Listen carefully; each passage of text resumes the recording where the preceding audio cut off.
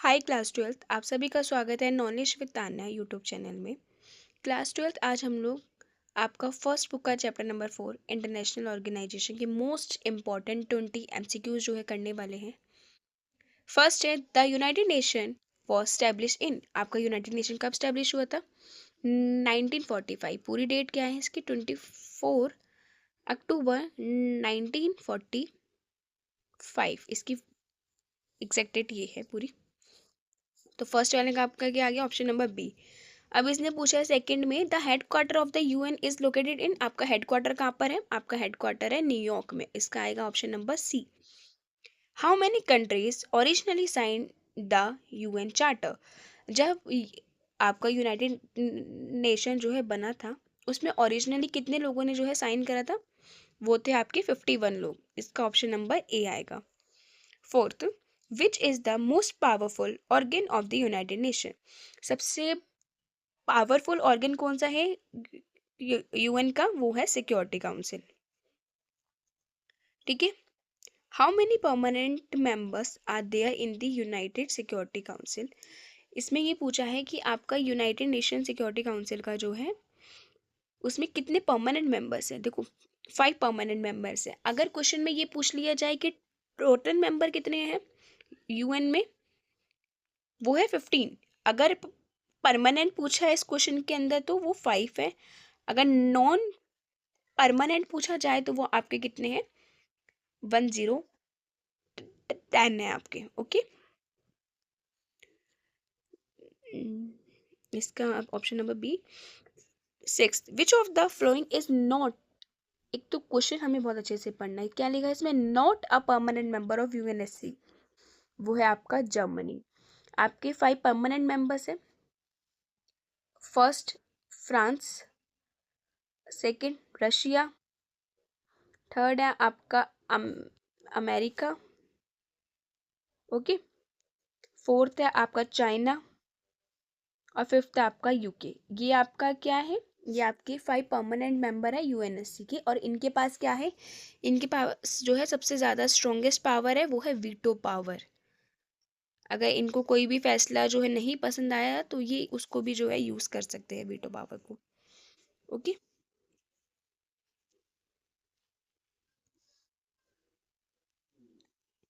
आ गया veto power का question. Veto power is given to, obviously बात है, जब आपके पास 5 परमानेंट मेंबर्स है तो आप वीटो पावर भी इसको दोगे, permanent members of the security councils को। The security council of the United Nation is appointed by, sorry security council नहीं है, सेक्रेटरी जनरल है। ओके। जो सेक्रेटरी जनरल है वो अपॉइंट किसके द्वारा होता है? वो अपॉइंट होता है जनरल असेंबली अप्रूवल के द्वारा और सिक्योरिटी काउंसिल रिकमेंडेशन के द्वारा।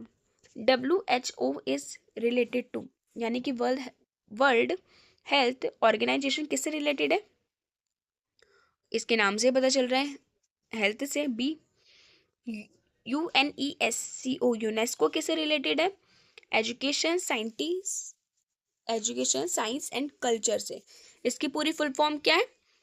United nation educational scientific and, सी से क्या डिनोट हो रहा है? Cultural organisation. ओके। और इसका हेडक्वार्टर अगर मैं आपको बता दूं UNESCO का, वो है फ्रांस में। Okay. The main function of the IMF, यानी कि इंटरनेशनल मॉनेटरी फंड का क्या मेन फंक्शन है? वो है आपका ऑप्शन नंबर सी, मेंटेन करना आपके ग्लोबल फाइनेंशियल स्टेबिलिटी को एंड प्रोवाइड लोन्स। आपका 10th का ऑप्शन क्या आ गया? आपका 10th का ऑप्शन आ गया नंबर ए। और 11th का है आपका सी। ठीक है। और 12th, the main M of the world bank is, world bank का काम है प्रोवाइड कराना लोन्स फॉर द डेवलपमेंट। इसका भी ऑप्शन नंबर ए है। वर्ल्ड ट्रेड ऑर्गेनाइजेशन 13th का क्या है? WTO किसके लिए स्टैंड करता है? वर्ल्ड ट्रेड ऑर्गेनाइजेशन के लिए। Option number A. The main objective of world trade organisation, आपसे पहले इसकी क्या पूछी गई है फुल फॉर्म? और फिर बाद में क्या पूछा गया है, मेन ऑब्जेक्टिव। क्या मेन ऑब्जेक्टिव है? प्रमोट करना इंटरनेशनली ट्रेड को। यूनाइटेड यूएन यूएन की जो पीस कीपिंग फोर्स है उसका काम क्या है? उसका काम है मेंटेनिंग पीस। ठीक है, उसका क्या काम है? उसका काम है मेंटेनिंग पीस। जो यूएन है ना, यूएन इसलिए ही हमने बनाया है कि जो भी इंटरनेशनली जो भी डिस्प्यूट होंगे ना हमारे, उसको रोकने के लिए बनाया गया है। मतलब प्रमोट करना है हमें। क्या करना है? प्रमोट पीस प्रमोट करनी है, इक्वालिटी प्रमोट करनी है। पर इक्वालिटी इसके अंदर थोड़ी बहुत प्रमोट नहीं हो पा रही है। Okay, ICJ stand for, ICJ किसके लिए स्टैंड करता है? International court of justice. 16 का ऑप्शन नंबर ए।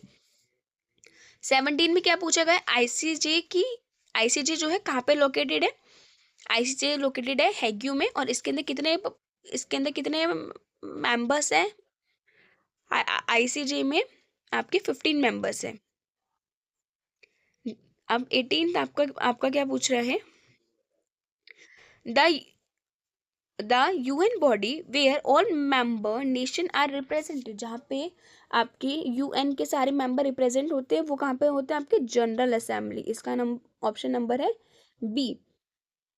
इसमें आपसे ना फुल फॉर्म, एक तो ना पहले मैं आपको इसकी फुल फॉर्म बताती हूँ। ECOSOC की, यानी कि economic, sorry, economic, scientific and cultural, इसकी क्या है? फुल फॉर्म है। और ये डील किससे करता है? इकोनॉमिक एंड सोशल इशू से। The demand for UN reform is mainly because UN की जो यूएन है उसके अंदर रिफॉर्म्स आने क्यों चाहिए? क्यों उसकी डिमांड उठ रही है?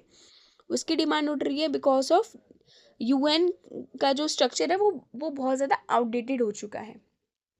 क्योंकि यूएन में क्या किया गया है भाई? आपके पास 15 मेंबर्स है, लेकिन आपने जो है ना 5 लोगों को वीटो पावर दे रखी है, 5 लोगों को परमानेंट मेंबर्स की सीट दे रखी है। तो आपने इक्विटेबल रिप्रेजेंटेशन नहीं रख रखा है। तो हमें यूएन के अंदर रिफॉर्म्स इसलिए लाने की ज़रूरत है क्योंकि इसके अंदर एक तो मेंबर्स बढ़ाए जाएं। 1992 में जो रिफॉर्म्स आए थे ना, उसमें 3 बहुत ज़्यादा इंपॉर्टेंट बात ये बताई गई थी कि जो यूनाइटेड नेशन सिक्योरिटी काउंसिल है वो ना नो लॉन्गर रिप्रेजेंट करता है कंटेम्प्रेरी पॉलिटिक्स रियलिटी को। यानी कि वो आज की जो कंटेम्प्रेरी रियलिटीज़ है ना पॉलिटिक्स की, उसको नहीं दिखा रहा है। सॉरी।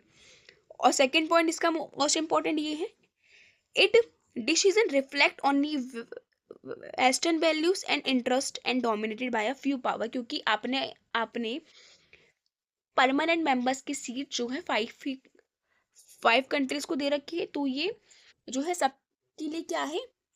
ये इक्विटेबल रिप्रेजेंटेशन नहीं है।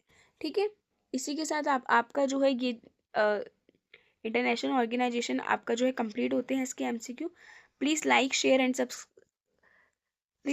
And subscribe knowledge with Tanya YouTube channel. Okay everyone, thank you.